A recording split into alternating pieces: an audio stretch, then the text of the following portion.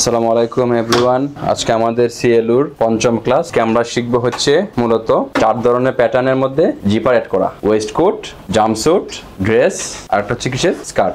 আমরা 4 ধরনের প্যাটার্নের মধ্যে জিপার অ্যাড করা শিখবো। জিপার অ্যাড করা এটা একটা অনেক কমন কাজ। তো জিপার অ্যাডের এখানে অনেক ডিটেলস কাজ থাকে। জিপার অ্যাড করা আপনারা শিখতেন টপ স্টিচ ফুল ক্লিয়ার, সব ধরনের পকেট আর হচ্ছে জিপার, এই দুটো টপিকস আপনারা কিন্তু আস্তে আস্তে মোটামুটি স্টিচিং এর সবগুলা ধাপই শেষ করে ফেলছেন। আমরা আগামী ক্লাস থেকে আপনাদের প্রজেক্ট দিব, আপনারা লাইভ প্রজেক্ট আমাকে করে দেখাবেন।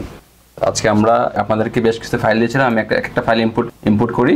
ইনপুট ডিএক্সএফ এ গেলাম, গিয়ে আমরা আগে একটা স্কার্ট নিব।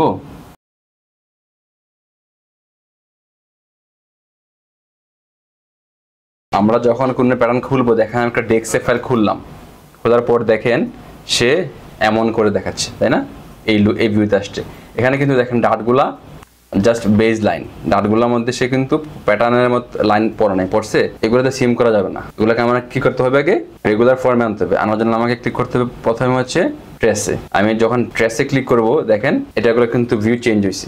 আমি প্রথম এখানে ধরলাম, শিফট চেপে এখানে ধরলাম, রাইট দিয়ে এগুলো কি করলাম, trace as a internal line অথবা শেপ। এখন দেখেন আমার এগুলা কিন্তু এখন নির্দিষ্ট লাইন হয়ে গেছে। এখন দেখেন আমার লেফট রাইট দেখেন এখানে যেমন ছিল এখানে কিন্তু তেমনটা নেই। আমি যদি এখন সিমে যাই, সুইং করি, এখানে সুইং নিচ্ছে না, এখানে কিন্তু ঠিকই সুইং নিচ্ছে। কেন সুইং নিচ্ছে এখানে? কারণ এটা এখন হ্যাঁ ইন্টারনাল লাইন হিসেবে আমি ওকে চেঞ্জ করেছি। আমি এটাকে রেগুলার লাইনে করতে গেলে আমাকে এখানে চাপ দেওয়া লাগবে। ট্রেসে ক্লিক করলে এটা এমন হয়েছে। আমি এখানে ধরতে হবে, শিফট চেপে এটা ধরতে হবে, ধরার পর রাইট দিয়ে trace as a internal line অথবা শেপ করার পর আমি যখন এখন দেখবো রেগুলার মোডে দিব, এখন দেখেন এটা আমি সুইং এ গেলে সে সেলাই ধরতেছে, তাই না? এই লাইনটা কি? এটাতে কিন্তু আপনি ধরতে পারছেন না, কিছু করা যাচ্ছে না, ইন্টারনাল লাইন মোডে নেই। আমাকে ইন্টারনাল লাইন মোডে আনতে হলে এটাকে ট্রেস করতে হবে। ট্রেস করার পর এখানে দিয়ে রাইট দিয়ে trace as a internal line, বাস এখন হয়েছে। এখন আমি এটাকে ধরতে পারবো। আমি কিন্তু এখানে ধরতে পারি না, এটাকে ধরতে পারি না। ওকে, এর আরেকটা, আমি যদি ইন্টারনাল পলিগনে গিয়ে একটা রেক্ট্যাঙ্গেল নেই, একটা হলো না। আমি যদি এখান থেকে এটাকে সিম করতে চাই, আমাকে এখানে কি করতে হবে? এখানে ক্লিক করে এটা শিফট চেপে এটা অথবা ধরে রাইট দিয়ে ট্রেস এজ এ প্যাটার্ন দিলেই প্যাটার্নটা সিম হয়ে ওখানে গেছে। অন্যান্য সফটওয়্যারে শুধু সিম করলে হয়, তাই না? আর এই সিএলতে আপনাকে ট্রেস এজ এ প্যাটার্ন। এখানে আমি যদি এখান থেকে এটাকে শুধু এখানে থেকে ধরে নেই, সে কিন্তু প্যাটার্ন ফর্মে যায় না, যে জাস্ট একটা লাইন হিসেবে গেছে। আমি যদি ইচ্ছে করি এখান থেকে এটাকে একটা সিম করব, আমাকে এখানে ক্লিক করে ট্রেসে ক্লিক করে ট্রেস এজ এ প্যাটার্ন দিলেই একটা এখানে বের হয়ে আসছে। আপনারা যখন বললাম প্যাটার্ন মেক করতে হবে, এটা কিন্তু 2D কাজ। আমি কিন্তু এখনো দেখেন 3D আমার অলরেডি ইনঅ্যাক্টিভ করা। আমরা যখন প্যাটার্ন মেক করবো, প্রথমে খাঁচা বানাবো না, খাঁচা থেকে পকেটটা আলাদা করবো, ফ্রন্ট পার্টটা আলাদা করবো, ব্যাক পার্টটা আলাদা করবো। তখন আমাদেরকে ট্রেস মোডে গিয়ে প্রত্যেকটা পিসকে আলাদা করতে হবে মাস্টার প্যাটার্ন থেকে। আমরা কি মাস্টার প্যাটার্ন বুঝি? মাস্টার প্যাটার্ন হচ্ছে, ধরেন আমি সবগুলো পার্টস একসাথে আঁকলাম, একটা ম্যাপের মতো, খাঁচার মতো আঁকলাম, এটা হচ্ছে মাস্টার প্যাটার্ন। আমি এখান থেকে পিস বাই পিস আলাদা করে ফ্রন্ট আলাদা, ব্যাক আলাদা, পকেটিং আলাদা, সিঙ্গেল ফ্লাই আলাদা, ডাবল ফ্লাই আলাদা করে পিস ফর্মে নেওয়াটা হচ্ছে মানে রেগুলার ফর্মে আর কি। সবগুলো একত্রে রাখলে কি বলে? Master pattern. একটা প্যাটার্নে 5-6টা কার্টেন্সও আছে, 5-6টা পিস হয়ে গেল। সবগুলো কার্টেন্সকে একত্রে যেখানে দেখতে পাবো সেটা হচ্ছে মাস্টার প্যাটার্ন। তো আপনি যখন মাস্টার প্যাটার্ন থেকে অন্যান্য পিসগুলো আলাদা কপি করে বানাবেন, তখন আপনাকে এই ট্রেস এজ এ প্যাটার্ন মোডে গিয়ে কাজ করতে হবে। আমি এখানে রাখবো না, ডিলিট করে দিচ্ছি, ডিলিট। আমি এখানে জিপার অ্যাড করবো। এটাকে আমি রাইট দিয়ে সিমেট্রিক প্যাটার্ন নিলাম, রাইট দিয়ে সিমেট্রিক প্যাটার্ন, বাস দুইটা হইলো। আমাকে যদি বলা হয় ডাটটা হবে কাটেন্সো ডাট হইলে আমি এখানে এটাকে ধরলাম, রাইট কাট কাটেন্সো ডাট। ওকে, আচ্ছা এখন আমি এখানে জিপার অ্যাড করবো। হ্যাঁ, আচ্ছা আমি আগে এখানে নেই, এটাকে আমি এখন রেগুলার সিম মোডে নেই, করে নিলাম, কন্ট্রোল ক্লিক করলাম, বাস এবার আবার রাখলাম, এই প্যাকিং এলাম।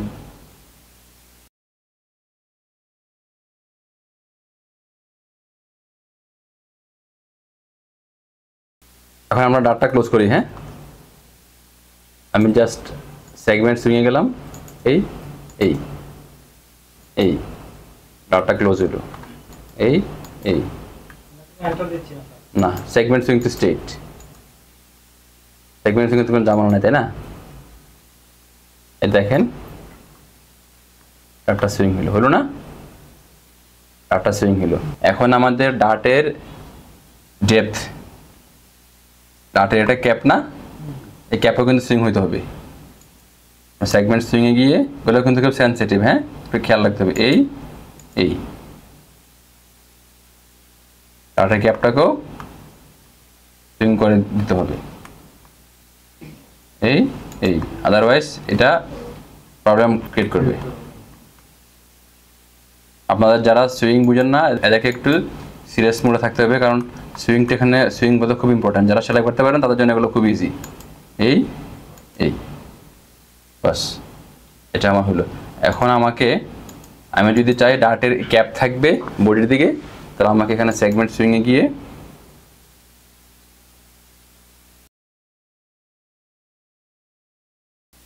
আমি ফ্রি সুইংয়ে নিয়ে নিই, এই এন্টার, এই এন্টার। ডার্টের ক্যাপ ফোল্ডিং থাকবে সাইডের দিকে, ফ্রি সুইংয়ে কি করলাম। এখন আমার এটা থাকবে সাইডের দিকে, আমি এখানে ফ্রি সুইংয়ে গেলাম, গিয়ে এখান থেকে একটুক নিলাম, এন্টার দিলাম, এখান থেকে এন্টার দিলাম। তো ডার্টের ফোল্ডিং থাকবে সাইডের দিকে। যদি সেন্টারের দিকে আপনার মনে করেন সেন্টারের দিকে রাখার প্রয়োজন আছে, তখন এটাকে সেন্টারের দিকে রাখবেন। সেগমেন্ট সুইং,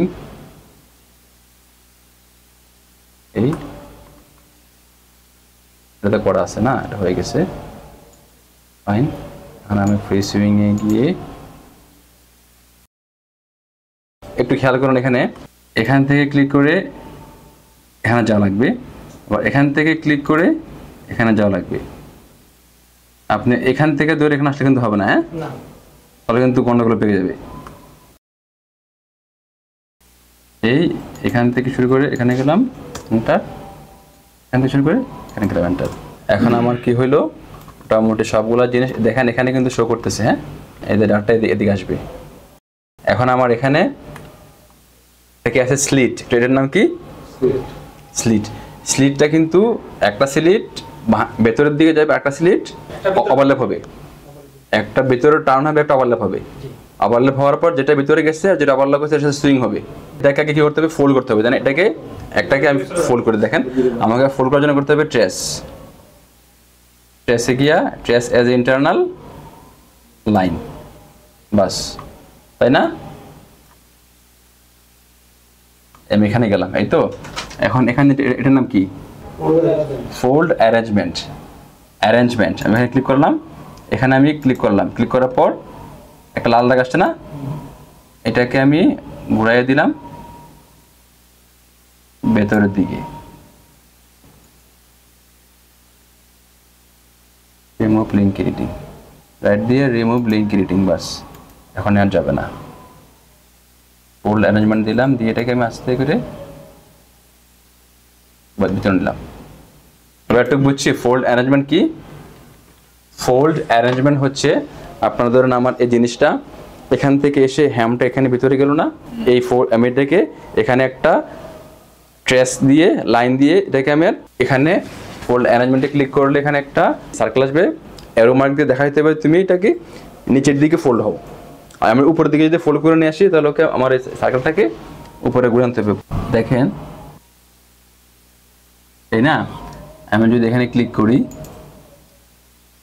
দেখতে পাচ্ছেন একটা এই হুইল আসছে, আমার কিন্তু এখানে দিলে প্যারেন্টটা এদিক দিয়ে এখন আসছে এদিক দিয়ে, আর নিচে দিয়ে দিলে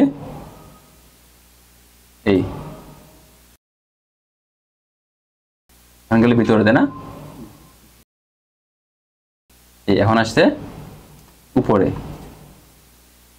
হ্যাঁ, উপরে আসলে কালো দেখা যাবে, ভিতরে গেলে হোয়াইট দেখা যাবে। আমি এটাকে আস্তে করে এখন হচ্ছে উপরে কালো হয়ে গেছে, কারণ আমার ফেব্রিকের পার্টটা হচ্ছে হোয়াইট আর ইনার সারফেসটা হচ্ছে ব্ল্যাক, যার ফলে সে হ্যাঁ ব্ল্যাক শো হচ্ছে। বাস, এখন ভিতরে গেল। এখন আমার এটা ভিতরে গিয়ে লাগবে, সুইং হবে কোনটার সাথে, এটার সাথে। তো আমার এই পার্টটা যে ভেতরে এখানে যাবে, এখানে সে সুইং কার সাথে করবে, বোর্ডের সাথে না। আমার এখানে এই লাইনটা এখানে থাকা লাগবে, এখানে যে ধরনের শেপটা আছে এই শেপটার দিকেও থাকা লাগবে। এখন আমরা জিপার অ্যাড করি। আমরা ধরেন জিপার অ্যাড করবো হচ্ছে এই বরাবর এডটুক। আমাদের যদি মাপ থাকা লাগবে, আমাদের যদি জিপার লেন দেওয়া থাকে, এখানে আমরা এই অ্যাড পয়েন্ট অথবা স্প্লিট লাইনে গিয়ে কোথাও একটা পয়েন্ট দিয়ে দিতে পারি, অথবা না থাকলে আমরা যেখানে পয়েন্ট দেওয়া আছে সে পয়েন্ট ধরে নিতে পারি। আমরা এখানে যাবো হচ্ছে এই জিপার, এখানে আমি ক্লিক করলাম। এখানে কিন্তু একবার এবং দুইবার ক্লিকের মধ্যে অপশনস আছে। একবার ক্লিক করলে জাস্ট সে জিপার নিল, ডাবল ক্লিক করলে সে ধরে নেবে একটা পার্ট জিপার এখানে অ্যাড টুকছে। আমি দেখেন এখানে ক্লিক করলাম, জিপারে ক্লিক করলাম, এখানে কোথাও একটা পয়েন্টে জামাল আছে, ডিলিট করতে হবে, পয়েন্টটা ডিলিট করা লাগবে। দুইবার এখানে গিয়ে দুইবার, বাস এখানে একটা জিপার নিল। গার্মেন্টটা অনেক হোয়াইট, মডেলটা অনেক স্কিনি, গার্মেন্টটা অনেক বড়, যার ফলে না এটা এই গ্রোন অন ওয়েস্টব্যান্ড, গ্রোন অন, হ্যাঁ সে জিপারটা নিতে পারছে। আমাকে স্পেক্টটা কমে এনে এসে, এটা আমার এখানে আসা যাচ্ছে না, আমি এটাকে একটু কমাই দিই, আদারওয়াইজ সে মডেলটা অনেক স্কিনি আর এই স্কার্টটা অনেক হোয়াইট। এটা দেখেন প্যাটার্ন অ্যামেন্ডমেন্টে চলে যাচ্ছি আমরা। আবার এখানে গিয়ে গেট প্যাটার্নে গেলাম, গিয়ে এটাকে আমি এদিকে রাইট দিলাম, কত সিএম কমাইলাম আমি, ধরেন 2 সিএম, এটাকে এদিকে ধরে রাইট দিলাম 2 সিএম, এদিকে রাইট দিলাম 2 সিএম, 2 সিএম।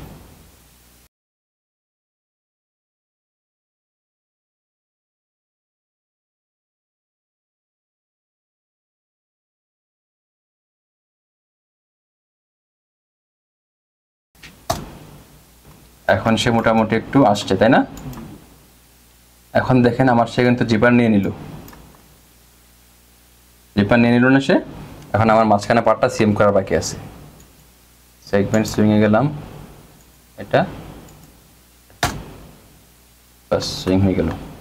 আর প্লিটটা নিয়ে আমরা একটু পরে কাজ করব, যেহেতু প্লিটটা একটা ডিফারেন্ট টপিকস। এখন আমরা যখন জিপার দিয়ে দিলাম, জিপার দেওয়ার পরে আমরা যখন এখানে জিপারে ক্লিক করব, এই প্রপার্টিতে যাব, জিপারে ডাবল ক্লিক করলাম না, জিপারের প্রপার্টিজ দিল। আমি এখানে জিপারের নাম দেওয়ার দরকার নেই।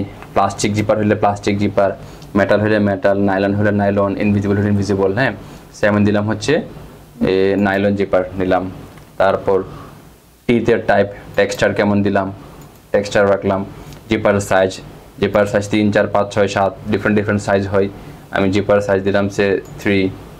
তারপর total with, thickness, particle distance, আমরা এগুলো নিয়ে পরে কাজ করব। এই জিপারের স্ট্রেংথ, তারপর একটু জিপারের সেটিং করলাম, জিপারে কালার কোনটা দিলাম, জিপারে কালার দিলাম হচ্ছে যে এই ডার্ক ব্লু, অ্যাপ্লাই। তারপর আমরা এখন জিপারের পোলার ক্লিক করলাম না, জিপারে পোলার ক্লিক করলাম, সেইখানে আমাকে দেখালো স্লাইডার কেমন নিব। আমি স্লাইডার যেমন নিচ্ছি হচ্ছে এটা। তারপর জিপারে পোলার আমি ধরুন নিব সেন্টার ব্যাগগুলো এই ধরনের পোলার থাকে, এটা থাকে। তারপর জিপারের টপে কেমন থাকে, জিপারের টপের স্টপারটা কেমন নেবেন, বটমেরটা কেমন নেবেন, এরকম দিয়ে আপনাকে জিপারের এই যদি আপনার কাছে কোনো ডিফারেন্ট জিপার বানানো থাকে, অ্যাডোবি ইলাস্ট্রেটরে কোনো জিপার বানান ডিফারেন্ট কালারের, তো ওখানে ওকে ফাইলটা চিনে দিলে ওই ফোল্ডারে গিয়ে এখানে দেখেন, এখানে সে লাইব্রেরি শো করতেছে বা প্লাস, আপনি ওখানে ক্লিক করে ওই লাইব্রেরি চিনে দিলে ওই আপনার অ্যাডোবি ইলাস্ট্রেটরে যে ধরনের জিপারটা আপনি বানাইছেন দেখাই দিলে সে ওই জিপারটা এখানে আপনার দেখাবে। তারপর সিম দিলাম, বাস হয়ে গেল। এখন দেখেন আমার জিপারের ওই যে ডার্ক ব্লু দিলাম, জিপারটা কাস্টমাইজ করা যাবে। আমি এখানে জি জি জি সব করা যাবে, আপনারা ট্রাই করেন।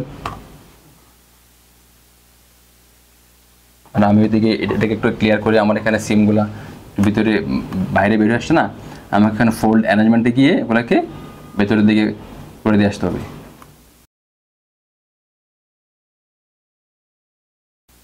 একটা গার্মেন্ট আপনার সেলাই করতে যদি সময় লাগে 4-5 ঘন্টা, 3D করতে সময় লাগবে 1.5-2 ঘন্টা।